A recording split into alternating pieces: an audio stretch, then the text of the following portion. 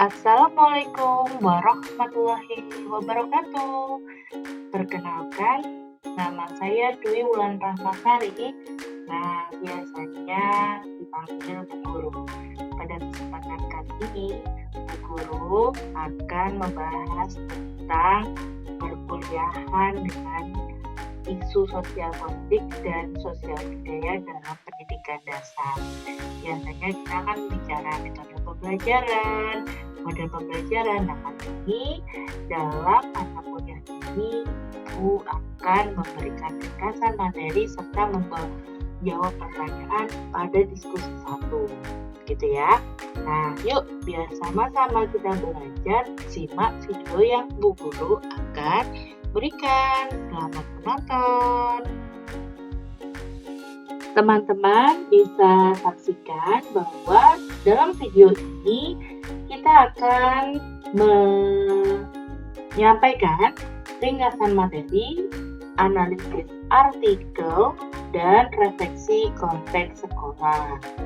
Nah, pada mata kuliah studi komparatif pendidikan dasar di berbagai negara, pada mata kuliah dengan kode NPTR 5302. Nah, kali ini Bu Guru ini sebagai tugas diskusi 1 pada perkuliahan pasca sarjana guru ya teman-teman ya. Nah, sesuai dengan lembaga sekolah guru di UPT SD Negeri Nombor 3, Kecamatan Bidamut, Kabupaten Blitar, Jawa Timur. Yuk, mari kita saksikan yuk.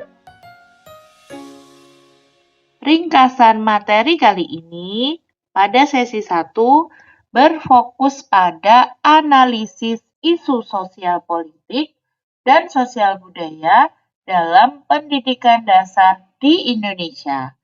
Pembahasan sosial politik melihat bagaimana kebijakan, kekuasaan, pemerataan, dan kepentingan publik mempengaruhi pendidikan.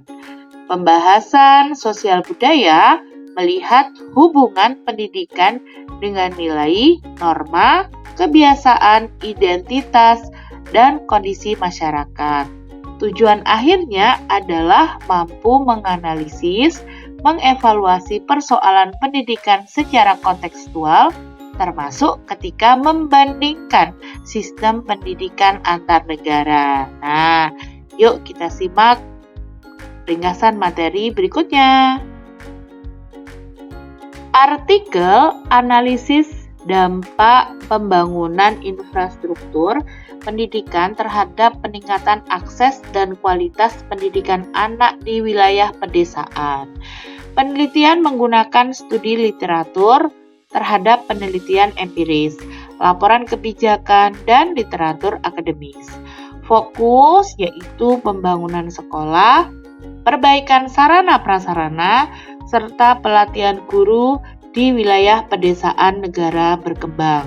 Tujuan utamanya adalah infrastruktur yang lebih baik, membantu meningkatkan akses, mengurangi disparitas regional, dan meningkatkan kualitas pembelajaran.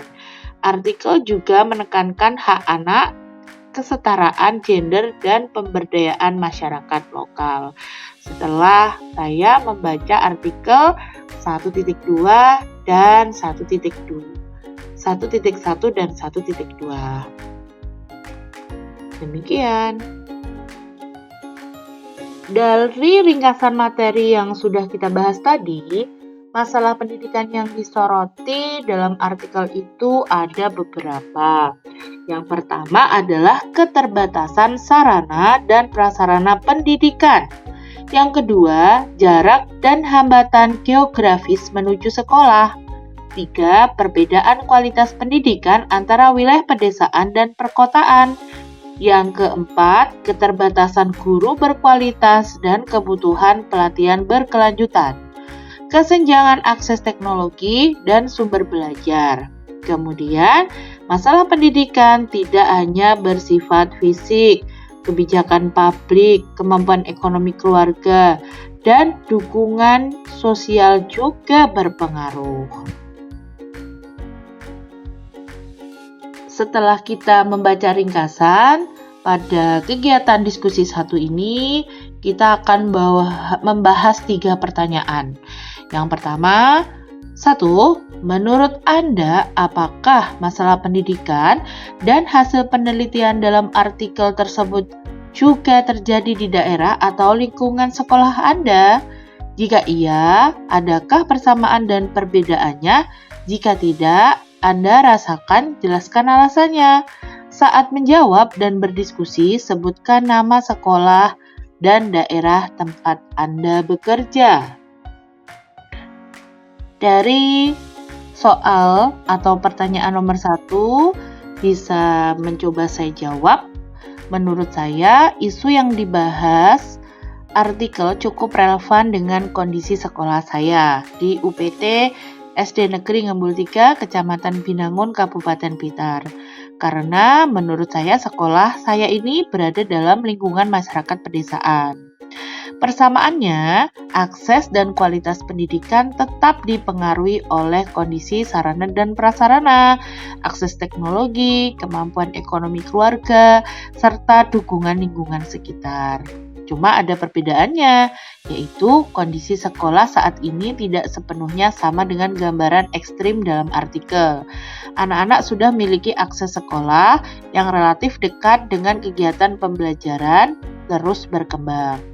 Sekolah saya, tantangannya lebih terasa pada pemerataan kualitas fasilitas, pemanfaatan teknologi secara konsisten, dan bagaimana pembelajaran tetap sesuai dengan kebutuhan serta karakter lingkungan setempat.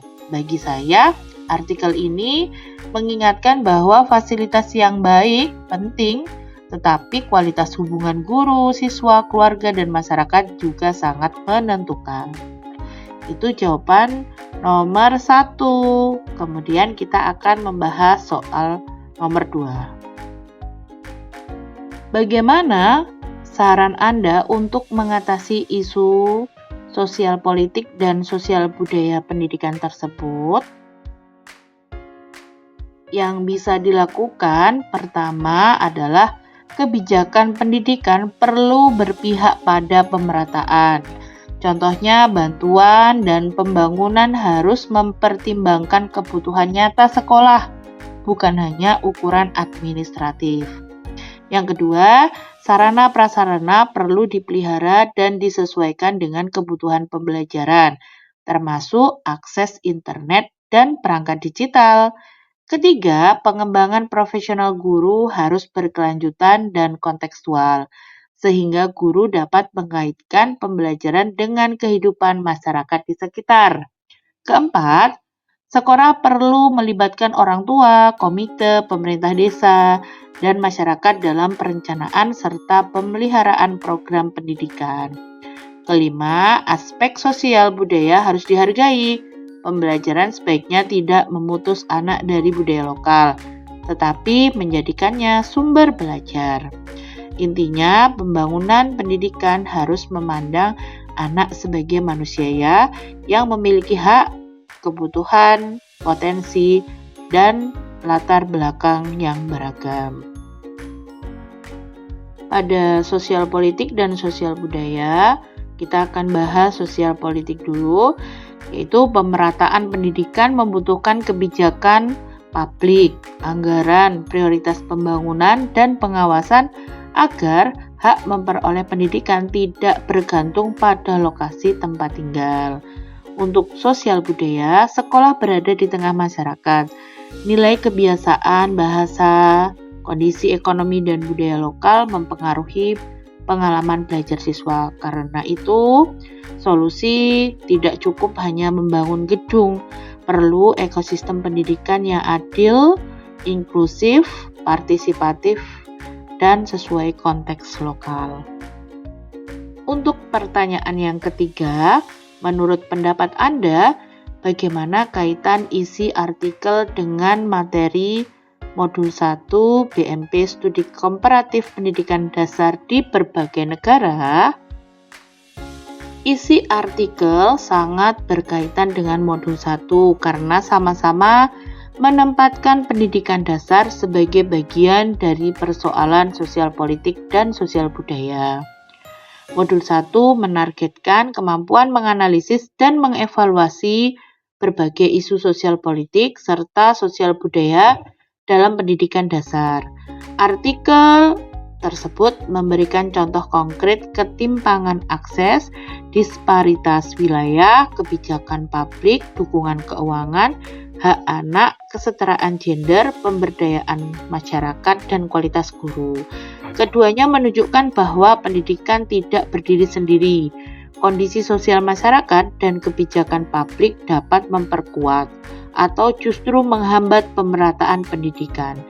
Dalam perspektif studi komparatif, kasus pedesaan dapat menjadi dasar untuk memahami mengapa sistem pendidikan perlu menyesuaikan kebijakan dengan karakter wilayah dan kebutuhan masyarakat. Refleksi pribadi sebagai guru.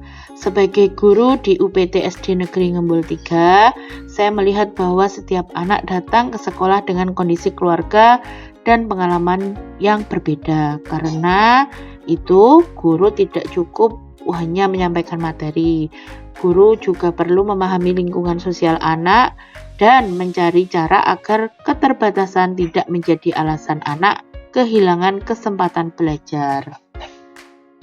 Saya percaya perubahan pendidikan dapat dimulai dari hal yang dekat, pembelajaran yang bermakna, penggunaan fasilitas secara kreatif, kerjasama dengan orang tua, dan kepedulian terhadap kebutuhan setiap siswa. Pembangunan pendidikan pada akhirnya bukan sekedar membangun fasilitas, tetapi membangun kesempatan dan masa depan anak. Dari menganalisis artikel sampai menjawab pertanyaan, pada diskusi 1 tibalah pada kesimpulan ya. Yang perlu kita ketahui bahwa artikel menunjukkan bahwa pembangunan infrastruktur, perbaikan sarana prasarana, dan pelatihan guru dapat meningkatkan akses serta kualitas pendidikan di wilayah pedesaan. Masalah tersebut memiliki relevansi dengan lingkungan sekolah saya di UPT SD Negeri Ngembul 3. Meskipun tingkat dan bentuk tantangannya tidak selalu sama, solusi perlu menggabungkan kebijakan pemerataan, penguatan guru, fasilitas yang layak, teknologi yang tepat guna, serta keterlibatan masyarakat. Kaitan dengan modul 1 terlihat jelas karena pendidikan dipahami sebagai bagian dari dinamika sosial politik dan sosial budaya. Pendidikan yang adil adalah pendidikan yang melihat kebutuhan nyata anak dan konteks masyarakat tempat mereka tumbuh.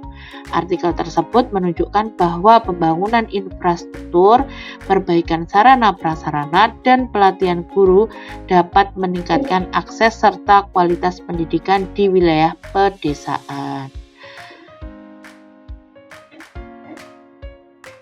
Sekian dulu video dari Bu Guru. Terima kasih sudah menyaksikan. Wassalamualaikum warahmatullahi wabarakatuh. Semoga kita sehat semua.